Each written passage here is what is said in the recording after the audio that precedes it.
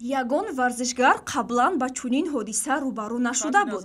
Дар айни ҷӯшу хуруши мусобиқаҳои ҷаҳонӣ варзишгарон ба таътил баромаданд. Тақвими бозиҳо холӣ, муҳлати таътили номуайян, бозиҳо лағв шуданд, ҳатто машқу тамринҳои дастаҷамъона барҳам хӯрданд. Ҳама дар карантин аст. аммо ба ин нигоҳ накарда варзишгарон барои ҳолати физикию ҷисмонии худро нигоҳ доштан дар ҷойҳои ба худ қулай тамрин доранд. ҳайати ситод ва бозигарони бошгоҳи Ювентус пурра дар карантинанд, вале ним ҳимоятгари даста Дуглас Коста техникаи тӯбдориро бо саги худ дар айвони хонааш такрор мекунад. футболбози аргентинӣ Пауло Дибала маҳорати ошпазиро омӯхта истодааст. таваққуф дар тақвим карантини хонагӣ замони мусоид барои бо аҳли оилаи худ будан аст, чун пештар мо аз ин танқисӣ мекашидем, мегӯяд Месси.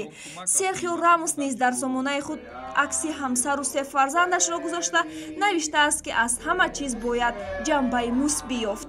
ситораҳои Ассотсиатсияи миллии баскетбол низ бекор нестанд. яке аз довталабҳо барои бозигари гаронарзиштарини мусобиқот Янис Адедокумбо маҳорати навозандагиро дар худ кашф намуд.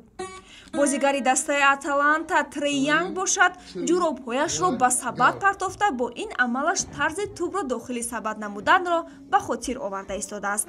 хулоса мо низ ба ақидаи Серхио Рамос ҳамроҳ шуда мегӯем ки аз ҳама ҳодисаҳои воқеа ҷанбаи мусбиро ёбеду бо варзиш машғул шуданро фаромӯш насозед.